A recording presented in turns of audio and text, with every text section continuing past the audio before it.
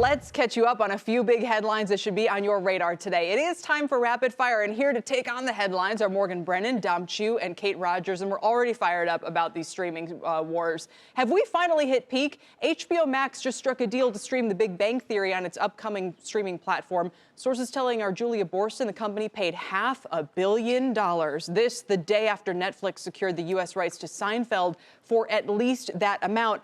And is this, I mean, what else is left out there in terms of like really big, like banner, important series and shows to grab? Nothing. And I think if you're losing Friends and The Office, no better win here than Seinfeld, the greatest show of all time. Yes, I mean, for definitely. Netflix, it's a great move for them. As we were saying in the break, I fundamentally feel these are shows that people turn on for background noise because we've seen every episode 10 times. But here's where I totally differ. agree with Kate, Seinfeld, I will listen to. Same. I agree that a lot of people will put on The Office or The Big Bang, kind of for that, like, that hug. Syndicated, Especially shows if you are watch like some that. dark, deep, devastating, Right. original content Yeah, you show need a that's little on Michael Netflix Scott right to now. bring you back. Yeah. I don't know if I would consciously go to a streaming platform, an OTT platform, and say, I'm going to put on The Office or I'm going to put on The Big Bang Theory. I do watch The Big Bang Theory pretty much every night because it's one of those syndicated shows that's on some channel that I turn on, to Kate's point, because it's background noise or just something I keep on. Yeah, I'm not sure if sets it's the more, mood. but I would say this, every time we say that something is peaked because you couldn't pay more money for it, it just keeps going higher. Yeah, But $500 million does seem to be the magic number with these big blockbuster legacy shows, whether it is Friends, whether it is Big Bang, whether it is, But we're potentially talking about Seinfeld. the most watched. I mean, Big Bang was basically the most watched show on TV, not counting the NFL, for 12, Like 12 years. Yeah. Friends, The Office. I mean, these are the cream of the crop. Is this it? So now you have Big Bang and Friends going to HBO Max. It would seem a big win for them, especially because their pricing has been a little higher, and they have all these other distractions to contend with. Who else, if Netflix, if this Peacock, which is the other announcement from our parent company, NBC, I mean, is there anything left in terms of the land grab, or is this kind of define the landscape? For the legacy shows, I really don't see another big one. But I will, to counter your point, I do go to Netflix to watch The Office. I know it's on Comedy Central all the time, or PBS, or whatever it is. Or Cozy, or whatever it is. Exactly. Right. So to your point about NBC and Peacock, they've got The Office, Parks and Rec, and then they've got the Saved by the Bell reboot. So some interesting And Punky programming. Brewster. Don't forget the Punky Brewster. Coming down the line. But those legacy shows, I don't really think there's another, syndicated half-hour kind of comedy that's out there left to buy up. My last nugget that says we got to be at some kind of peak streaming right now is that Tinder is coming out with its own streaming original video series. It's swipe left original content platform. No word on plot yet. Tinder and chill. I mean, there's a lot of places we could go with that one. But anyway, that's your side of the top for this one today. Let's talk some FedEx, shall we? The company is set to report earnings after the bell today, and it's been a very rough year. The stock is down 33%, while rival UPS has held steady. Executives called for patience on the last earnings call, citing weak international revenues as a headwind. And then today, Morgan, FedEx announced it's hiking shipping rates and surcharges starting in January. What does that tell us? This is a fiscal year. This is a transition year, this fiscal year for FedEx. We're getting this first quarter after the bell today. Slowing global economic growth, right? And trade headwinds, which are definitely, hands down, a drag for this company. Yet you are seeing those volumes continue to increase. I would expect to hear about that on the call today around e-commerce. The question now is, can you raise rates? Can you drive enough cost out of e-commerce to make that a much more viable option, especially as you see something like the Express segment continue to see weakness because of this global macro backdrop? So when everybody's, and there, a lot of the weaker parts of the economy have been the freight indicators, stuff more related, even though the manufacturing this morning was good, but if FedEx is raising rates, is that fundamentally telling us they have pricing power? The, kind of the macro piece of that right now is okay. They couldn't do that if it was super weak, I would think. I would think. I mean, they do tend to raise, both FedEx and UPS tend to raise rates every year. Now, keep in mind, there's very specific contracts that are worked out with their different major customers. But certainly that seems kind of positive. It also would seem like the expectations are very low for this earnings report after the bell. So we'll see what specifically they have to say. Yeah, this is about, it's not just about FedEx raising rates. It's about, just like other airlines, when you have a fare increase at one airline, you want to see if other airlines have a fare increase as well. So FedEx may just be the jumping off point, this idea of pricing power. If there really is, it will be legitimized by other air cargo freight any other carriers raising their prices, and then that might be a systemic issue about rising costs or anything else in the system. The transportation stocks in general haven't been bearing that out just yet. Every time you think that it's going to do something like that, it just doesn't. And the gap between FedEx and UPS is fascinating. For this afternoon, $3.15 is the EPS estimate, 1706 billion for the revenue. So we'll see if they can hit that and maybe turn things around here or not. Let's talk some Uber. It says it will start locking drivers out of the ride-sharing app in New York City during times of low demand. Why? To comply with new city regulations that are aimed at boosting drivers' pay while easing traffic congestion around Manhattan. Now, Lyft already made some similar changes, but drivers from both companies, check this out, created man-made traffic jams around New York City this morning to protest the moves. It's not the best way to win the popularity contest. No, definitely not winning my popularity contest. Were you today. stuck in it? A little bit, yeah. Yeah, so the odd thing about this is that New York is trying to force drivers off the app to force traffic to improve and pay.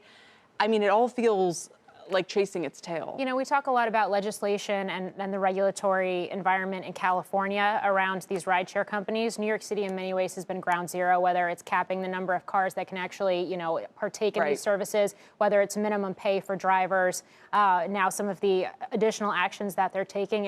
It's one to watch closely because I think in much the same way as you see these regulations playing out in California, what happens in New York City could be a template for other major cities. Does it actually do the job it's meant to do, cut down on congestion? That's the billion-dollar question. Well, think about this. Who's driving it? Right. This is a protest against those regulations for higher pay. Right. And I agree. For If the drivers traffic thought issues. it was going to help them so much, why would they do it? Yeah. And the idea here is that you have this kind of movement about whether or not you should control, if you should restrict supply in order to. It's a very OPEC-esque if you think about it, right? You try to choke off supply, you drive up those prices, and it's great for those drivers who are there. But then that doesn't give you equal access to all drivers, and certainly not for those who can only work at certain hours of the day. And if you do that, I'm a consumer. Granted, I'm not a driver for Uber. Right, but I consume Uber's the successful product to the extent that you want to use the product. But I want to use it more Yeah. if there are good prices and there's availability of cars. Absolutely. And you're getting rid of all of these right now. I can't imagine this is a good thing for the long term. And they want to cut back on the amount of time that drivers can actually cruise around to look for people to pick up. They said the cruising rate is 41% right now. They need to bring it down by 5%, eventually 10%. I had no idea that drivers were actually spending that much of their time driving around looking for people because there seem to be so many people who want to use these services. How about create a holding pen there or something? We take some real estate. Like the cell phone lot at the airport. Just stay there. Just go there and hang until there's someone clicks on the app. I'll say this really quickly, and it gets to this fundamental question of how you define employment, how you define work, and what those benefits need to look like in this gig economy. Yeah. How people want to make their money and how the government is responding. I know, and just getting in the way. All right, let's talk the iPhone. The reviews are pouring in for the new lineup of iPhone 11s. Todd Hazelton, come on down, my friend. CNBC.com tech products editor has had a chance to give them the once-over, and here they are in person. You get an iPhone. And you get an iPhone. Okay, wait, which one is an this? iPhone. Just like Oprah. 11? That has the Pro. 3 dots. That's the regular Pro, Okay. 11 Pro. That's the regular 11, and then I have the big one. Okay. the Pro Max. Hers is like color coordinated with her dress right there. That's right. So, Kate, this is Todd, what I've taken away from these new phones. Kate's has 2 dots. Morgan and you have 3 dots. have So those 3 must dots. be the, Right. But those ones come in like 10 sophisticated ones. colors, though. Yeah, a bunch of colors. So what Apple did this year, and I think it was very smart, was focus on battery life and cameras. And those are the 2 things consumers care most about. Because when you look at it, people love their iPhones, right? And then they love them so much. Dom, I know you've had your We've had this iPhone. conversation. We were talking about this a little bit earlier. Already, so.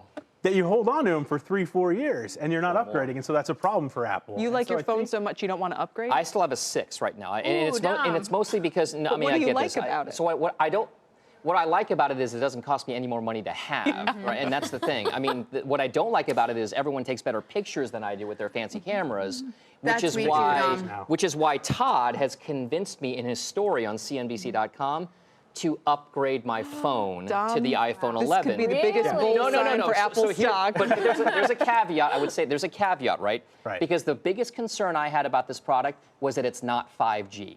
And everything is going to be 5G going 5G forward. doesn't even exist yet. But Right, it so that- kind of does, and it will next year, Fake right? 5G. Why don't I wait until next year to upgrade? Dom to and the Kelly, 12? you're both right. So 5G is rolling out maybe half the country by 2020, Verizon said. So we don't really have to worry about it too much yet.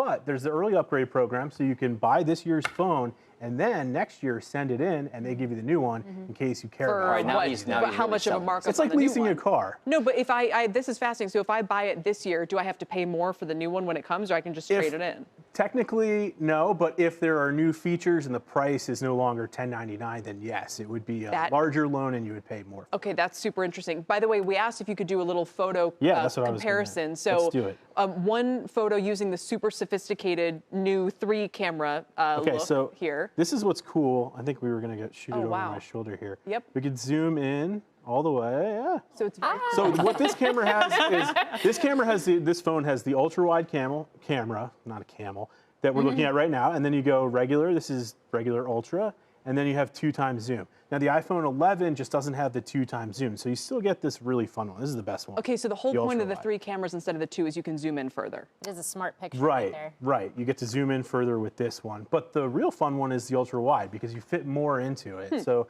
I was taking pictures this weekend, and I got like a restaurant. Oh, here we go. And then like the whole, there you go. So you're standing in the same place for these 2 photos? So it's almost like pano. Right, standing in the exact same place for these like pictures. panorama, except in one lens. You don't have to kind of like cycle all the way through. Yeah, and you don't have to do anything crazy with apps. You just open the And the battery life is better, right? And the battery life's way better, yes. I have the 8, and it just keeps turning off. And the camera's not great, so I think you might have sold me too. 5 hours more on this than last year, similarly sized. 4 hours more than last year's 10S, and 1 hour more on the last year's 10R, which, by the way, I think is really smart of Apple to switch the naming to iPhone 11 this year instead of 10R, because I feel like people thought they were getting this budget phone, and this year they're like, oh, I'm getting the iPhone 11 for $699. By the way, just say one thing about the charging cords between the 11 and the 11 So Pro. the iPhone 11 still comes with the slow charger, but supports faster charging. What's the slow charger? It's 5 watts, the one they've always used, and it's crazy. You should not use that charger. So what's the fast charger? So the fast charger is 18 watt, and it comes with the Pros, but works with the 11, just doesn't come in the box,